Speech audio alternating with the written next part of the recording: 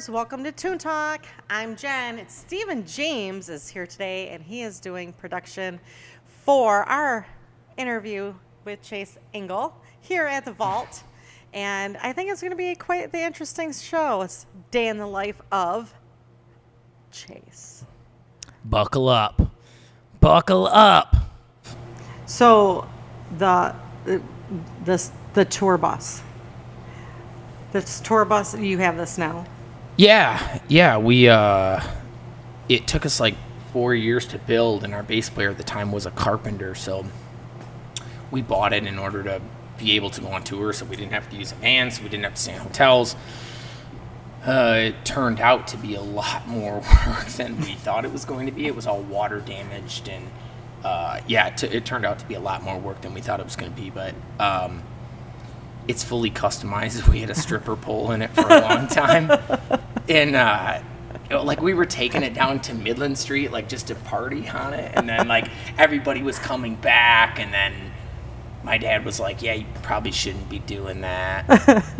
And I was like, fuck you. And like, come on, Dad. Didn't you have come on out. And then when he came, he's like, this is awesome.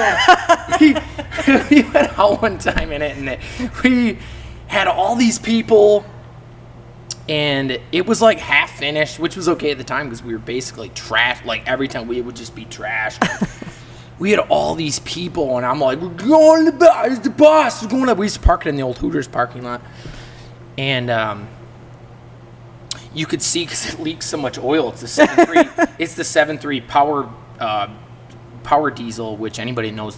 The Diesel Ford? motors. Yeah, they always leak. I don't know what it is about, but they always leak. But you could see all the splotches. Like, oh, man, remember that? That was in September right there. Oh, that's the big one. We stayed for 2 days. But we took all these people back there, and everybody's partying, and, like, these bikers showed up, and these bikers are, like, coming on the bus, and I'm like, I don't know what's going on with these bikers. I don't know. And then they're there to steal your chicks. And then the cops show up. Yeah, there was very little chicks. It was, yeah. No, it's not that cool of a bus. But the cops show up, and then the bikers go out and deal with the cops, and the cops left, and then the bikers left. But it's like all of a sudden, like 7 a.m., I had no shirt on. Everybody had left except the drummer, and he's got no shirt on. Somehow we were both shirtless. And I'm like, all right, dude. So the sun was up, and I said, well, I'm going to lay down for a while. He's like, good call. My old buddy Matt, he was in the band for 11 years. He's like, yeah, go ahead and lay down. We've been drinking the whole time. I don't know if I should be saying this on camera, but. Yeah. These are the stories of the road, or before the road. Yeah, no, this is in Bay City, so. But I swear to God, I didn't even, like, lay down. He's like, I do actually have to go to work today. You do need to take me God. back. And I'm like, dog, I can't. Like, we've been partying this whole time. And he's like a sensei. He's like, well, as long as you keep drinking, you'll be okay. And I'm like, all right, what do we got? So it was just bottles. I mean, as you walk through, it was just bottles clanking and things falling. And nothing was secured. So I was going to have to drive this bus with all these bottles and everything flying around. And I took him back to his house. Parked it in front of his house. I said, hey, if you're going to go to work, good luck to you. So I slept in front of his house. So he wakes me up at, like, I don't know, noon maybe. I mean, we'd only been there a couple hours. And he's like, dog. I'm like, what's up? He's like, my ma had a heart attack. She's in the hospital. Oh, my gosh. And I'm like, this whole whirlwind. I still have no shirt on, or I don't know what I had on at that, but I probably lost everything else. But I'm like, your ma had a heart attack? He's like, no, but I'm getting into character because I am going to call my job and tell them I am not coming in today. And I'm like, dog, we could have done this 3 hours ago. You know, there was no time limit on when ma had to have a heart attack. But meanwhile, he's super fucked up, and he probably feels like he's going to have a he's heart attack. Ripped, and then I liked he had like all these like Asian neighbors who were sweet people. They were like older Asian couple, and they were having a yard sale at the time. So they're all out there haggling and stuff, and I'm trying to sleep, and I'm like opening the window like, hey, quiet it down. It sounds like like when some of these bands that roll into town on Midland Street, and they park sometimes I've seen it. They park their bus on the side at like Lucky's.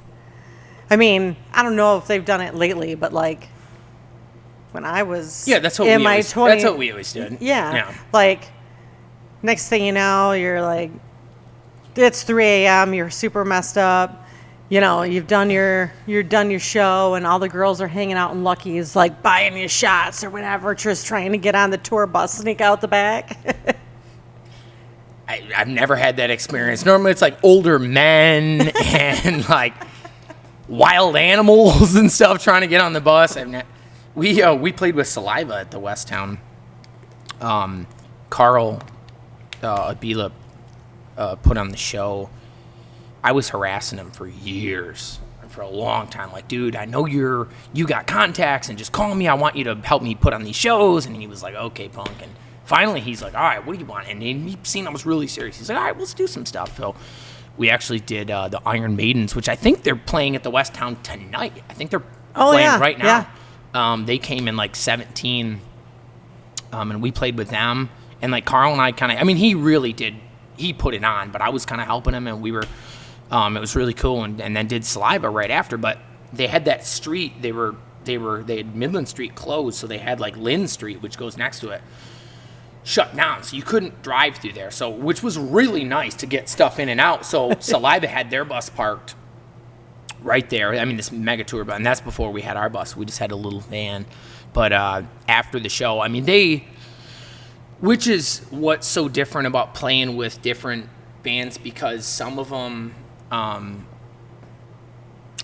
like when we went on tour with Tesla, since they have a lot more of a backstage area and stuff at those shows, they were very present, and they were milling around, and we didn't really have a dressing room at that time, which is nice why we have our bus, because we change in there and stuff. But they were on the bus, and we were in their rooms. Well, Brian, the bass player of Tesla, was our manager for 7 years, and we were signed his label, so we knew all the guys from Tesla too, so it was more like a family thing. It was really cool. But a lot of the bands aren't very present. Like when we went on tour with Buck Cherry or did shows with Saliva and stuff, they a lot of times would just hang out in the bus, and then like Tex did the sound check, and then they came out. I mean, nothing against them. Right, that's what I would do too if I could, but you didn't really get to interact with them a lot. Buck Cherry we did, because we did a lot of shows with them, but yeah, a lot of them they just kind of hang out in the bus. But the Saliva guys, yeah, they came off,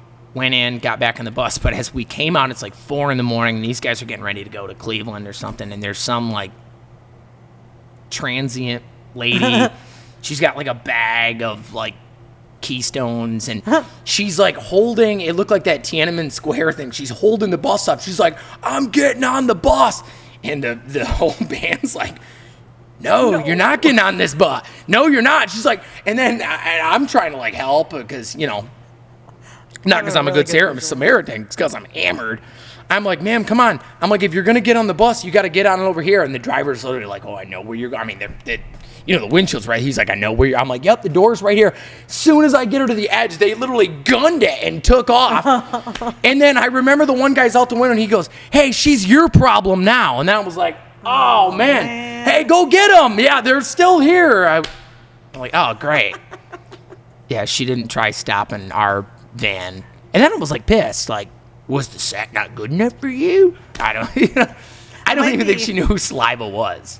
I might be a little envious at the moment, because Tesla is one of my favorites. Like from growing up, it was something, I don't know, like my dad listened to it or what it was, but for like 7 or 8 years in a row, I made sure that wherever they were in Michigan, I saw them. And then all of a sudden, the year my friend died, we went to the concert. She died the next month, and they weren't back here the following year. They weren't back here for a couple years. So now I'm a little envious, because I love them. I don't know. Yeah, I've been fortunate enough to be me and Connor now, because we had a different band at the time. Well, it's the same band, but different members, which I've been fortunate enough to not have a million members. We keep guys for a long time, but yeah, we were fortunate enough to Brian, the bass player, who's they're all pretty much all original members still, but he was running this like worldwide search for. He owned a studio, which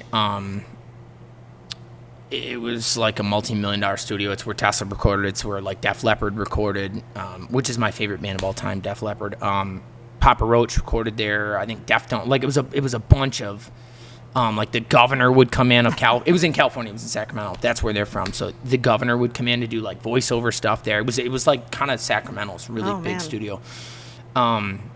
He was running this search for a band. A friend of the band that had worked with the band for a long time was into kind of video production, kind of what you guys are doing, and he did a lot of different stuff. And he wanted to do a thing where they brought a band in and then they recorded for like 4 days, and then they stayed up and they fought over the songs, and then they liked the songs, and they did, so they wanted to do that whole interaction. And the bass player at the time had called me. He was a big Tesla fan, and he said, they're looking for this.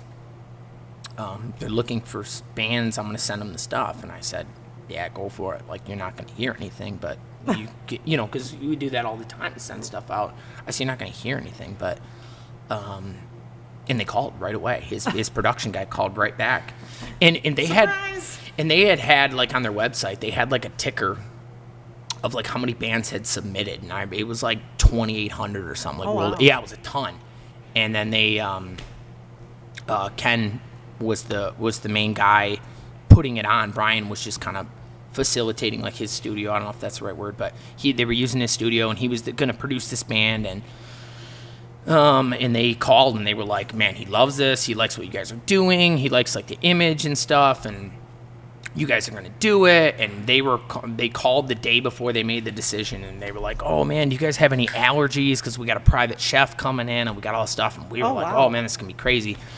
And they were going to send us camera equipment too. So as we drove, we like documented it. And then they decided to go with this band from Las Vegas. It's like the most disheartening thing ever. And we thought, the whole kind of thing was done. But then I was working at Applebee's at the time, and I was at a table. I was a server. I was at a table, and I got my phone rang, just like I just did a minute ago, and I looked at it, and it said Sacramento, California. And I literally told the table, I'm like, oh, I got to go. I just like bowed out. And they're like, what? I'm like, yeah, you have to get apps from somebody else. But I went in the bathroom, and it was Brian from Tesla. And he's like, yeah, man, I remember you guys. I use very hard California accent. And they happened to be playing in Saginaw that night. And he said, why don't you come here, and I'll give you passes, and I'll give you tickets, and you guys come and meet us afterward. And it was like this whole world. I was like, oh my God. And I literally I walked out, told my work, listen, I'll finish up the tables I got, but I'm leaving. And they were like, yeah, do it. And I was like high-fiving everybody on the way out.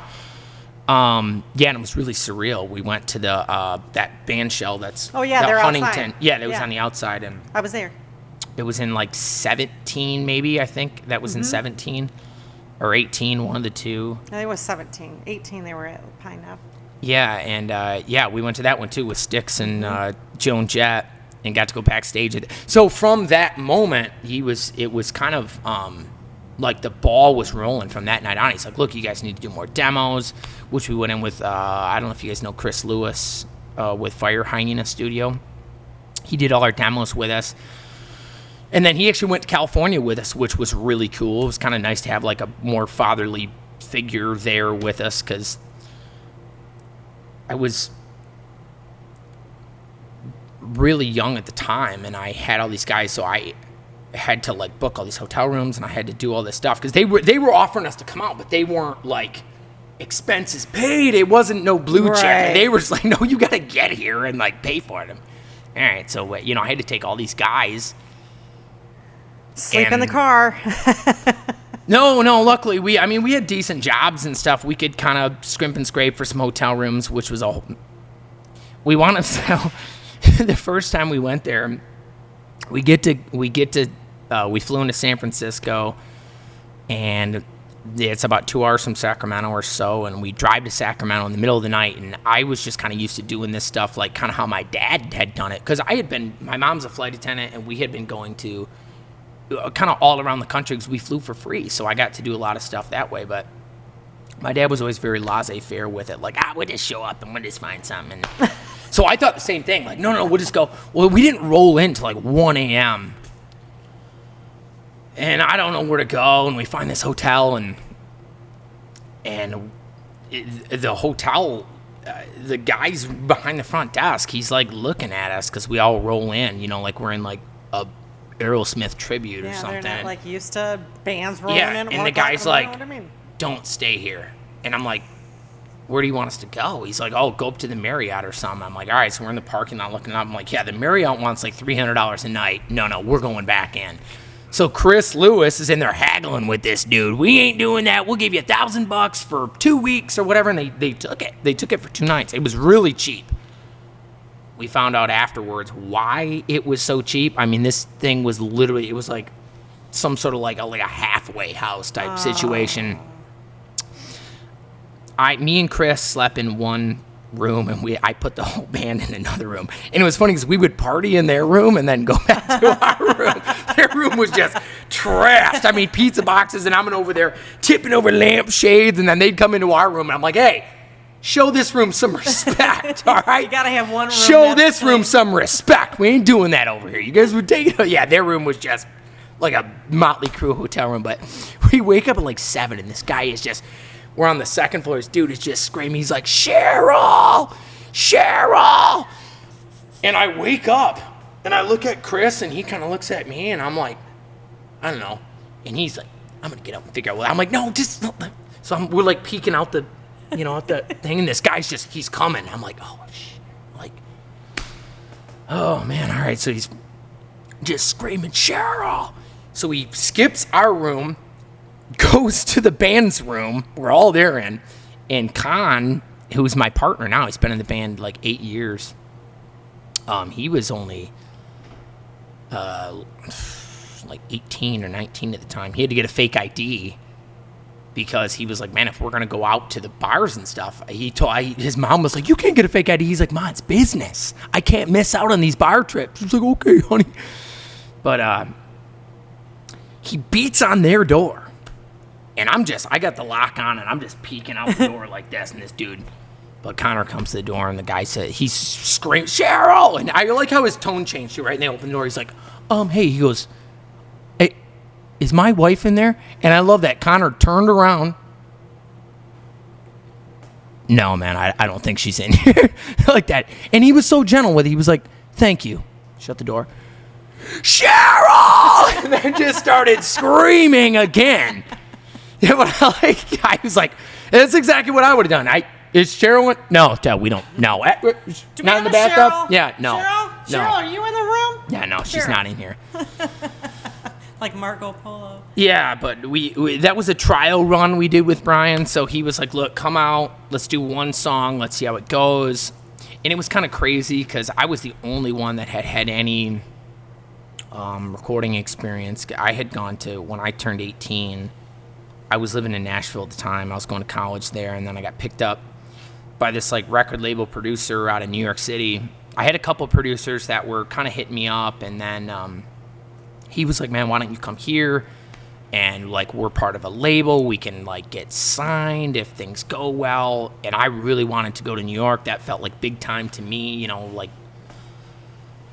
So I went, and we did a full album. And we were there for like almost a month. And we slept in the studio, or at the studio. We slept in like this. They only had a couple of couches. And me and my buddy had nothing. We didn't bring any blankets or anything. I mean, we had beer and stuff that we bought across the street, which that's on them. But we were only like 18 at the time. But we had nothing but one Detroit Red Wings beach towel. And it was like a V. So we had to like cover our feet up, like angle the thing. That's all we had to cover up. We had this one beach towel.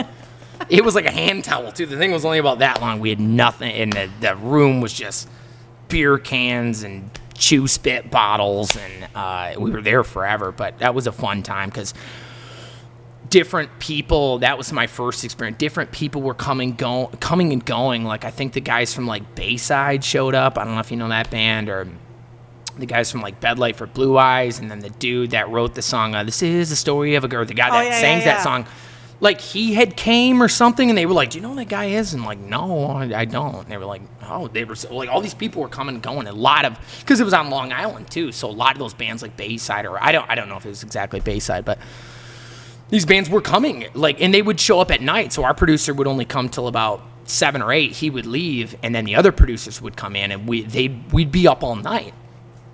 And by 11, we were already drunk. So we were just like sitting in on these sessions that we weren't invited in, but we didn't care. And I was walking around in my boxers, and the one guy was like, "Hey, don't do that." And I was like, "Hey, fuck you." Hey, I'm living here right now. Yeah. I thought this was America. Can I brush my teeth in here? I thought you were going to say like right now. I was like, it's kind of an odd time to do it, but yeah, have a swig of this. Yeah, no shit. That tastes really good too after brushing your teeth. I did that with the long drink when we came out here one night and just left the house, so I brushed my teeth, and the first thing I do is grab a long drink, and it was so nasty. But you've been on this stage? Yeah. Yeah. Well, we shot a video here.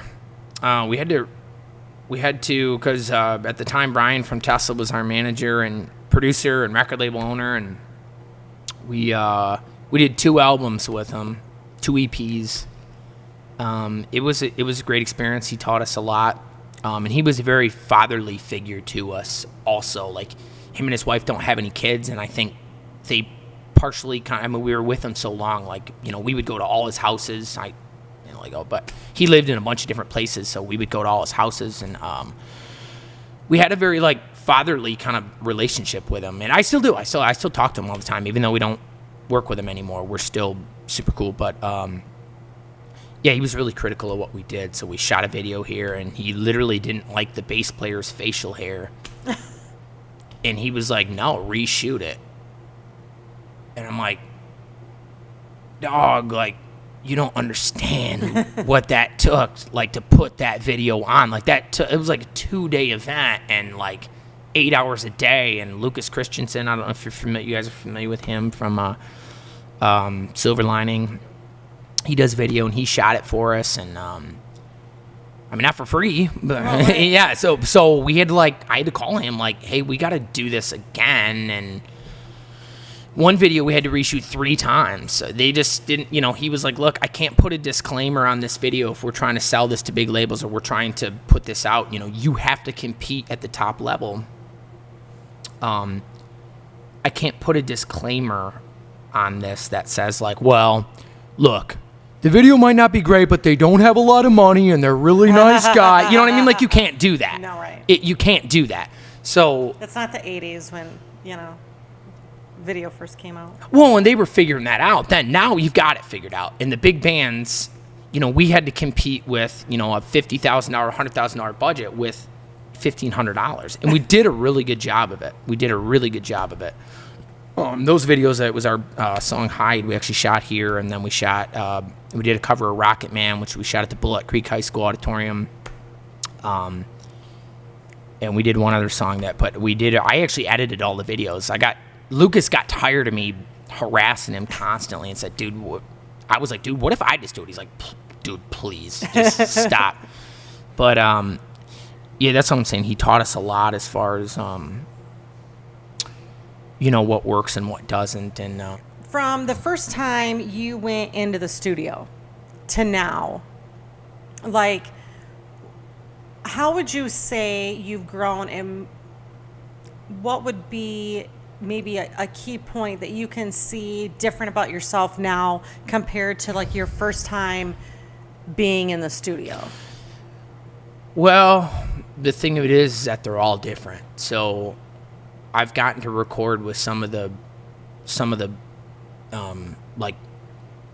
a few big name producers kind of in rock and roll. One being Joel Hamilton.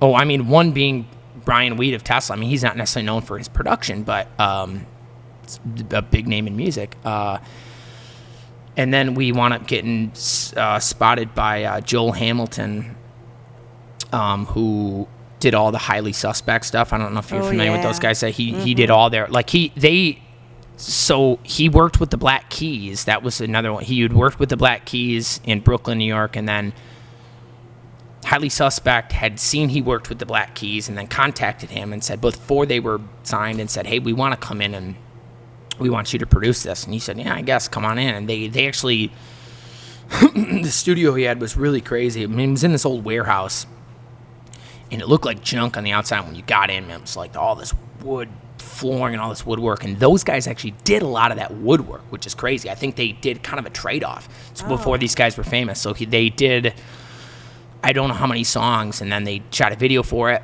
and then a label picked them up off that, and then they said, well, we want you to go back to whomever you did that because we really like that. So Highly Suspect did all their stuff, a lot. I think their first 2 or 3, I mean, he had like Grammys and stuff from that in there. He had worked with Black Keys. He had worked with Paul McCartney on Paul McCartney, and I think it was Rick Rubin on some sort of, I think it's on like Hulu or something, but Rick Rubin, I think it's Rick Rubin, called him and was like, hey, I want you to be like the engineer on this. Can we come there? And he was kind of telling us, he's like, yeah, Paul McCartney was like playing a Beatles song like wrong. And he's like, I didn't know how to tell him, like, move his finger, like, no, it's right here. He's like, I didn't know what to say, like, hang on, let's look up the tabs. Yeah, he said, Paul looked at him and said, I'm playing that wrong, ain't I? You think I'd know it? And he's like, yeah, it's never mind. But no, but he'd done a lot of really cool stuff. Do you have like an idea in your head of like, this is what I wanted to sound like, and how I think I wanted to go? So they all work differently in that too. Like Brian would have us send, and a lot of producers like to have you send them, like a basic scratch track where it's just you singing acoustic and then just you singing and playing an acoustic, which I don't like because I have an idea what I want the song to be, and then I don't know how to convey that. I mean, if you're writing acoustic music, that's great, or if you're trying to demo like Let It Be or something, yeah, you could do that, but how do you come across, when you're trying to write, like, Welcome to the Jungle? How am I going to do it? Welcome to the Jungle, on an acoustic. So you can't. So I hated that. I hated that method of doing it. And then after that, we just started doing full demos. Connor and I, the guitar player, we'll get together and we do full demos in the basement. And they really sound pretty good because we have pretty nice equipment. Not nice recording equipment, but we use Kemper amp modelers, and he's got a really nice drum editing thing, so we draw on the drums, and then I do vocals on top of it. So now, before we record anything, it's a full song, and I send that to the producer. A lot of the producers don't like that because they're like, well, it kind of takes my job out of it. I'd rather hear bare bones and then think like, oh, we could do this or we could do that. And I don't like doing that. Then we should have just written the song together because you have no idea what I'm going for. And now we send them basically a full song, and it's kind of like, take it or leave it. Like you can, if you want to change things, you have it. We can talk about that, but listen to this. Like, and if we don't like the song, we don't send it. Where if you're just doing acoustic things, I mean, I could sit here and play you 15 ideas on acoustic and stuff, and they all sound similar, and they all could be like, that could be, I don't know. But we put everything on it, and Brian never really liked that, and a lot of producers don't like that. So yeah, now before we go in, we have a full song. I mean, full production, and then we take that in, and then we make small changes, like, oh, I would do this or I would do that. But sometimes, like when we worked with Joel Hamilton on New York, it was a completely different experience for us because when we went in, he said, pull the demo up, and we all just sat there and listened to the demo like 3 times, and then he kind of said, okay, drummer, go ahead and go in there. So we were used to Brian from Tesla, who really wanted a more hands-on approach, and he changed everything we did for the better and for the worse, but it was, what he thought at the time, and you don't really know until it gets recorded, but and then sometimes it's kind of too late to turn back. But we sat there for a couple days with Joel, and he didn't change anything. He was like, no, lay it down. So I actually approached him like the middle of day 2 and said, like, I didn't know how to handle it. I was like, look, if you want to change something, you can or whatever.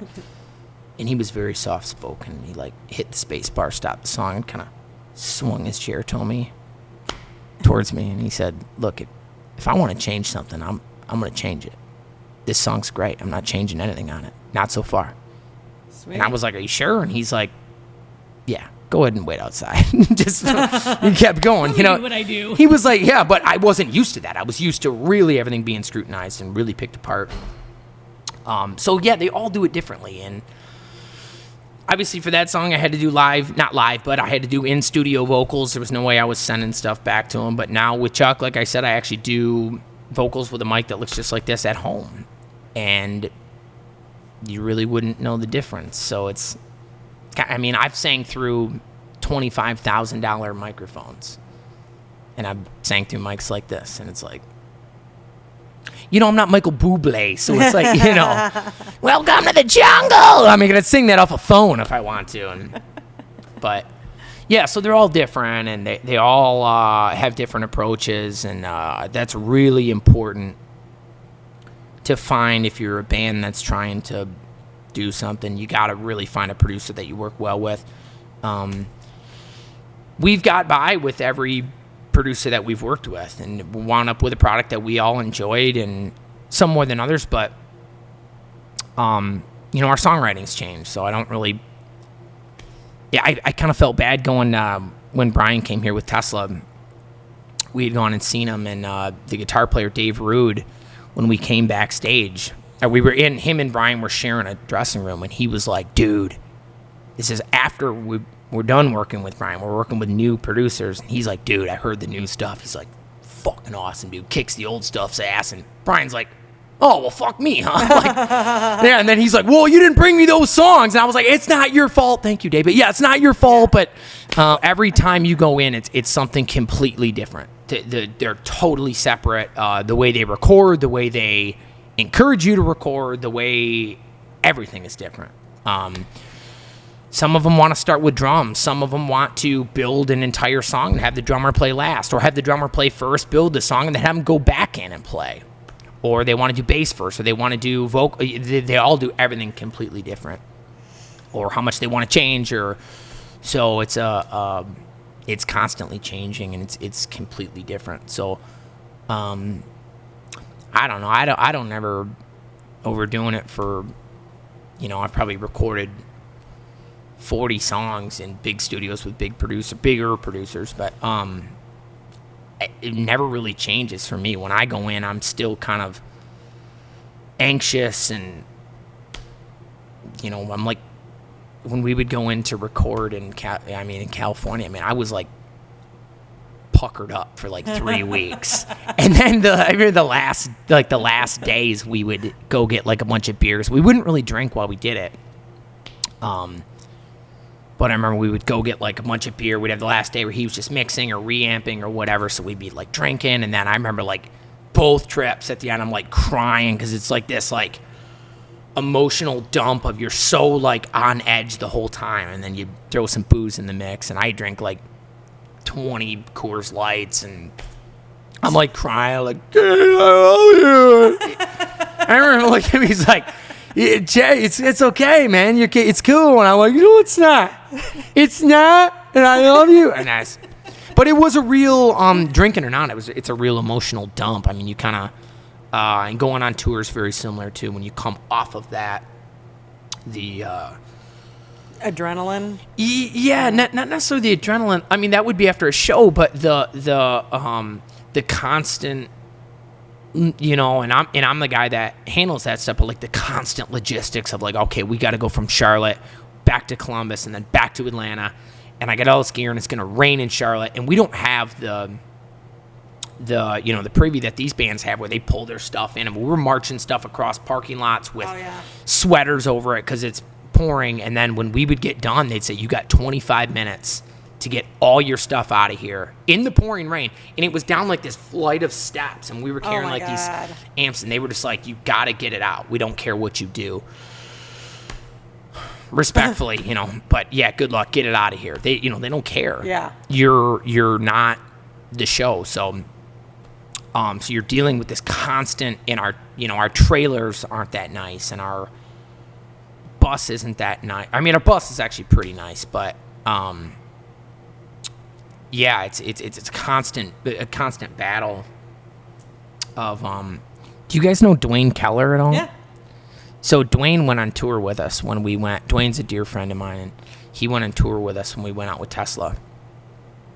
And I think I sent him an invite to the wedding. I'll cancel that. But the wedding, not the invite. But, let's get down to the nitty gritty right now. This marriage is going nowhere. We took Dwayne on tour with us, and we have a generator, an external generator that sits outside the bus, and it's in a little it's in this like box we made, and we have it bolted to the bumper, which is bolted to the frame, but it's a big generator. It's like a 3200, this Honda, or this I forget what it is, but it's a nice generator, but it's really heavy, and it sits basically where the bumper is, but it's got a box built around it, and it's hooked up. So as I picked the drummer up here in Saginaw, I was backing out of his driveway, and it's a big rig. I mean, our bus is like 32 feet, and then we got a trailer, so I'm trying to back it out, and I barely smushed the trailer into the box. Oh boy. And it only bent around maybe a little bit of metal. I was kind of looking at it. I said, oh, it just kind of bent around this metal, so not a big deal. What happened was it actually there was a latch on it, so it was a back latch, so you could get the thing out. It had actually pushed the piece of wood up, and it had come apart. So the latch that it was latched to was no longer there, but we didn't know that. So we're going to Charlotte, North Carolina, and it's like midnight.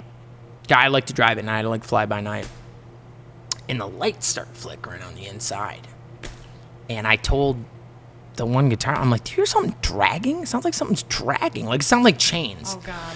So he's back looking, and right as I say that, the lights go out. He's like, man, I don't see much. I don't know. Maybe it's the chains. I'm right kind of like by the Birch Run exit. And through my rearview mirror, I can't see out the back, but I can see, because of the trailer and stuff, I can see the back of the bus. And I see two of them looking out the back, and they're kind of looking at the trailer. Well, all of a sudden I see him like, whoa, you got to pull over. He's like, the generator fell out. So the generator had come out, and it was being held on by nothing but the two extension cords. Oh, my God. And yeah, Dwayne's the one that, he was like, got to pull over in that Boston accent. And but the generator, had come out, and the extension cords were holding it. And I'm like, if that would have came out, I mean, it was the way we had it in there was very nice. It wasn't super just, jerry-rigged. It was nice, but by pushing a little bit, it popped the screws. It was like perfect. But yeah, the thing, if it would have come out, our trailer would have ran it over, which probably would have, I mean, it's a big generator. And then God knows who behind us would have hit us. But so he was on this whole kick how he saved the tour. So we're like a week in, and we go to Atlanta, and they have this huge bay where Tesla backs in all they had a couple of semis, and then they had their bus, and then the middle band pulled their bus in, and then I had to get off the road. I had to basically pull in on an angle, so I had to block the entire. It was huge. I mean, it was this big, so they could pull semis in. I had to block that entire thing just to get the thing off the side, out of the road, off the sidewalk. So I'm blocking the whole thing.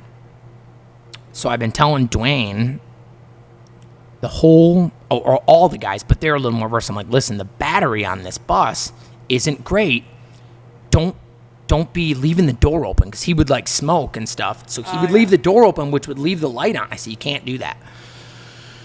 So we play, the show's done, and I come out. It's like midnight. Tesla's now getting on their bus. Everybody's capping up. We've got everything in there. Few people are leaving. I get on the bus, and the bus is off. We generally let it run. Since it's a diesel, we just let it run. But it was warm, so I said, shut it off. I can hear the AC blowing. Oh, no. And I'm like, oh, man, that ain't good. So I get up there, and the key is in the accessory position. I'm like, how long's that been like that? The whole night? Just. This is a big bitch of a bus. You can't jump this. Yeah. With a little, trickle charger or something. I mean, you need like a big boy. My dad's got like from owning the body shop. I mean, these big stands, and we got to let sit on this thing for 20 minutes. So they're like firing these buses and stuff up to get out, and I'm like, yo, you ain't getting out. I can't start this. So I'm blocking 2 semis, 2 buses, everything in, and they're like shutting the lights off and stuff. They're like, yeah, get on. And I'm like talking to the Tesla people. I'm like, the band's already inside the bus. I'm like, yo, I can't move. And they're like, what do you? I'm like, it's dead. I don't know what to do. So I talked to the drummer, and he's like, look, I talked to the other band. They've got a jump pack. They're going to put it on. I'm like, it's not going to touch it. They had a little baby gas motor. I said, no, this big deal. It's not going to touch it. They're like, well, we're going to try. I said, go for it. So I go back into that venue. I mean, and I'm fucking hot, and I'm looking for D-Boss. I'm like, you motherfucker. So I go in. He's actually in there in the room with Frank Hannon, the guitar player from Tesla, and he's like showing him pictures from the night, and I'm like, oh, Frank saved you. So he comes out, and I really did feel bad, but I was like hollering at the whole band. I'm like, we look like fucking amateurs. And they're trying this thing, and it won't touch it. I'm like, it's not going to touch it. There's nothing we can do. So they had maybe a little bit of space on the one end, and they're pulling the semis and stuff like literally mirror to mirror out of our bus. God. And at like 1:30, they all left. In the venue, I was asking the venue, like, hey, do you guys have a jumper thing? And they're like, yeah, we can't. Even like for like union purposes, like we can't help you with that. And they literally shut the door and were like, good luck. So I had to call this guy that came up from Florida to see us. He was not halfway, but he was an hour away going back to Jacksonville, Florida. I had to call him and like, listen, you need to turn around. I don't know what else to do.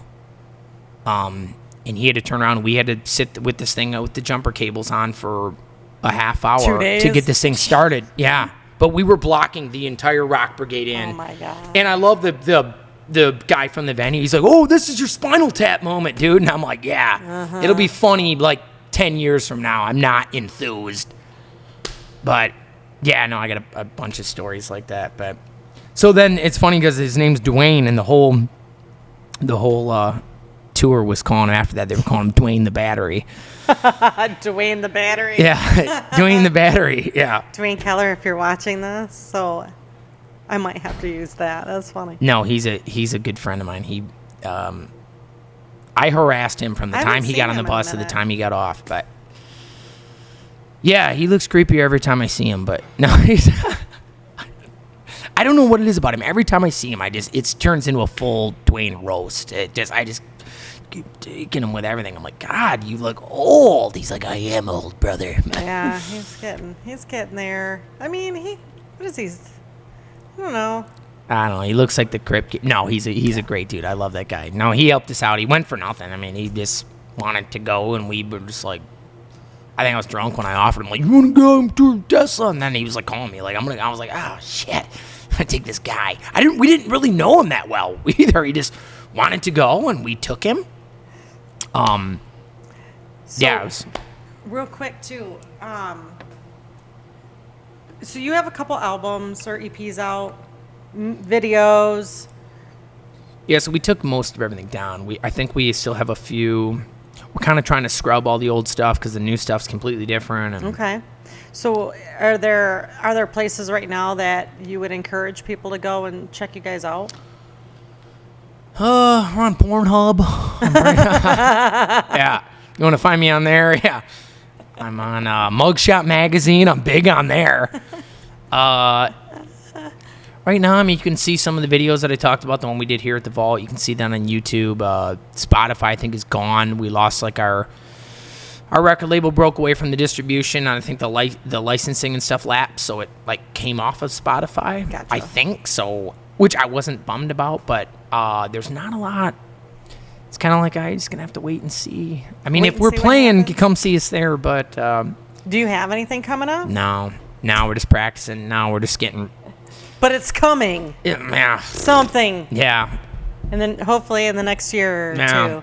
Still coming. I know, and I gotta like brief my parents every month. Like, trust me, it's still coming. They're like, I just leave the house. I'm like, no, I can't. It's still coming, dude. We're gonna get this check. You guys are driving Lambos, and you're gonna have exotic pets. You know, like. My dad's like, he sold me on the pets. Yeah, I want a finger monkey. Anyways, but is there anything you want to let anybody know? If anyone would co-sign a small loan for me, that would be great. Other than that, no. Should we just start a GoFundMe? The Chase Engle GoFundMe? Yeah. Oh, OnlyFans. Yeah. Nah. That's a whole nother story. I used to do stuff like that, but that's. Great. Yeah. I never showed my face, so. Then it doesn't really count. Yeah.